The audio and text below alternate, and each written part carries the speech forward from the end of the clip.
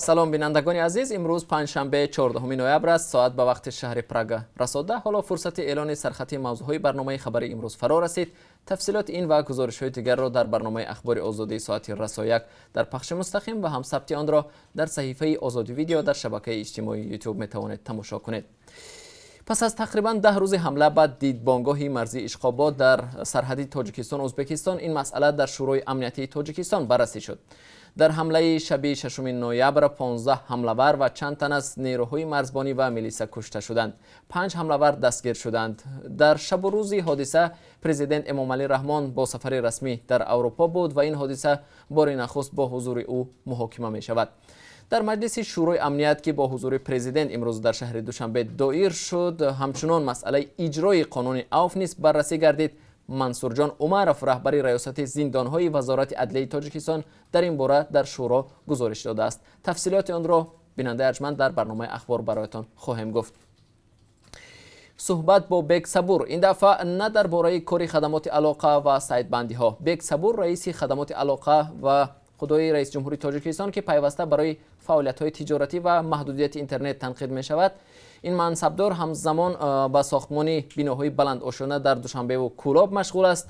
گفتگوی همکار ما با بیگ صبور این بار در اطراف بنیاد خانه ها، ناراضگی خریداران و شکایت ساختمانچیان چرخ خورد.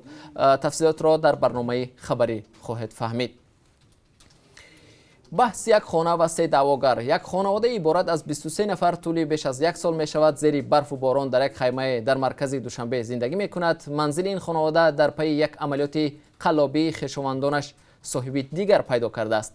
حقوقشناسان میگویند بهتر است جانب‌ها با هم سازش کنند وگرنه بحث سالهای دراز ادامه خواهد کرد، اما طرف‌ها هیچ سازش را قبول ندارند. جزئیات را در برنامه پیشنهاد شما خواهیم کرد. نگفته نماند که بحث منزل در تاجیکستان از موضوعهای داغ دانسته می شود.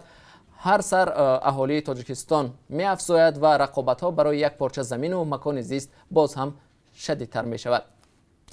در نتیجه صدمه نقلیاتی در جنوب و شرق ایران 27 شهروند افغانستان به هلاکت رسیده است. خبرگزاری نیمه رسمی ایرنا میگوید صبح 14 نوامبر در تخمینا 1500 کیلومتری شهر تهران در قلمرو ولایت سیستان و بلوچستان 2 مینی اتوبوس به هم برخوردند. در نتیجه 25 کس هلاک و 21 نفر جراحت برداشته است. به نوشته خبرگزاری راههای نقلیات از جانب قاچاقچیان مهاجران غیر رسمی استفاده می شود. سالانه در نتیجه صدمه های ماشین در ایران تا 17,000 نفر جان خود را از دست می دهند.